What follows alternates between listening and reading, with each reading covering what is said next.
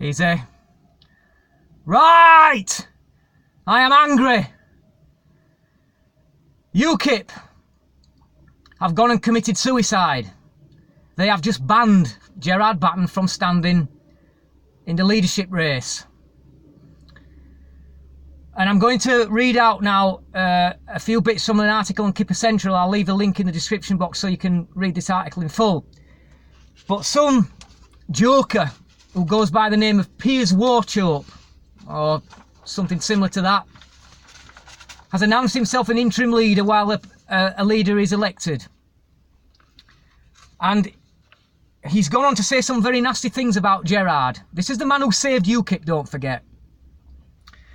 And he said that the NEC have found that Gerard has brought the party into disrepute by allying UKIP to people detrimental to the party's reputation and failing in his duty to either defend or explain his decisions and our policies to the wider public.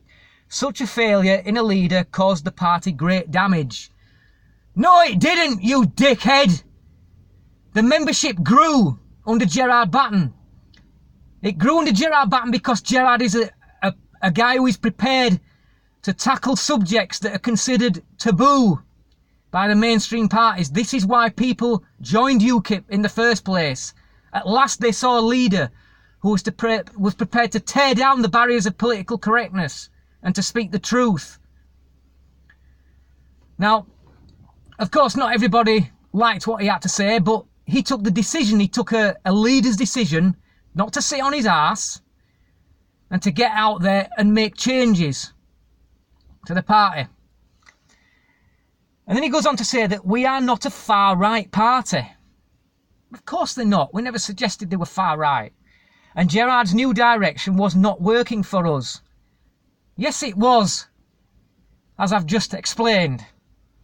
UKIP was being manoeuvred into being not so much a political party as a street protest movement. And we had our worst ever result in the European elections. Now let me address those 2 points separately.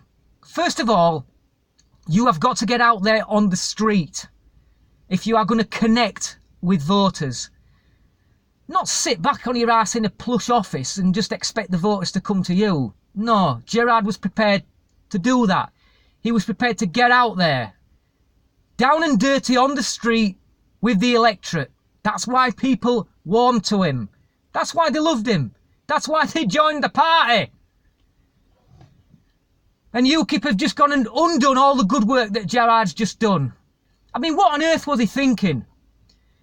I mean, this behaviour is underhand and it's downright nasty.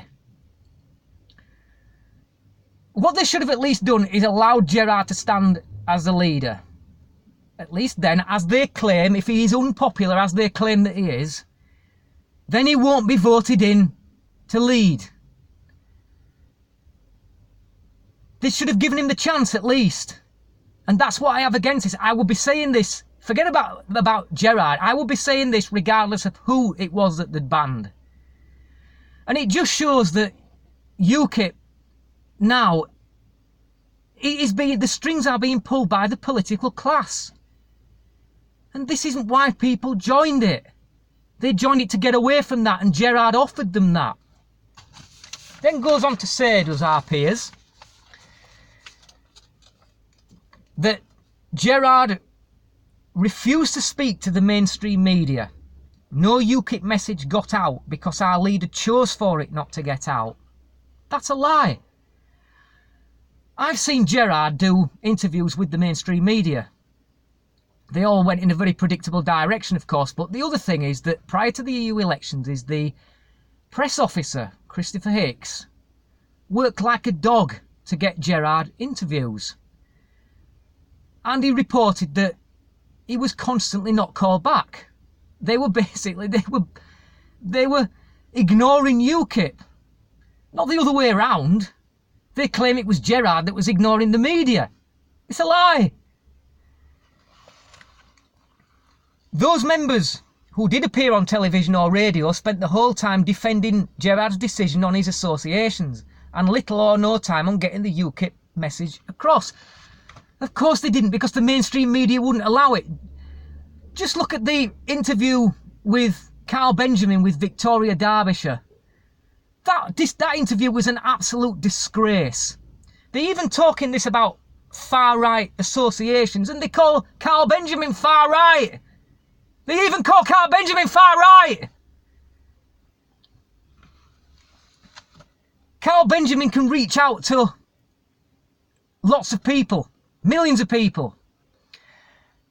And as far as the UKIP EU elections are concerned, well, the reason why people flock to the Brexit Party is very simple. It's because the Brexit Party, at the time when as we are now with Brexit, we are at a do or die crucial stage with Brexit, and Nigel Farage came riding in on his horse and galvanised the people who voted for Brexit. People who now are desperate to see Brexit happen, and Nigel was offering them that.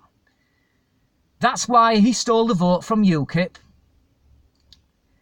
And I, for one, and the membership of UKIP, do not blame Gerard for that. It wasn't his fault. It was Nigel's fault. Now, I have got issues with Nigel. I think he's a great guy for the most part, but I have got issues with him. But Nigel did what he had to do to save Brexit, and I don't blame him for that, and fair play to him for the result that he got. But if UKIP are going to continue to behave like this, I will not stay a member. Because I would say this no matter who it is that we're talking about. Because this is the behaviour of the NEC that is a disgrace. And when my membership's up for renewal, if they do not rectify this and behave like adults, then I will not rejoin. I am not going to associate myself with a party who is going to behave in this childish and underhand manner. I will join For Britain, run by Anne-Marie Waters, and I will give them my support. Because Anne-Marie Waters, I think, is great, and she's done great things in For Britain. So, I will leave the link to this KIP Essential article in the description box. Please take the time to read it. UKIP, and the NEC and UKIP, I'll give you this message right now. You are committing suicide with this decision. I hope you see sense, and at least let Gerard stand in the leadership. And if people don't vote for him, then so be it. Thank you for watching, and until next time, easy.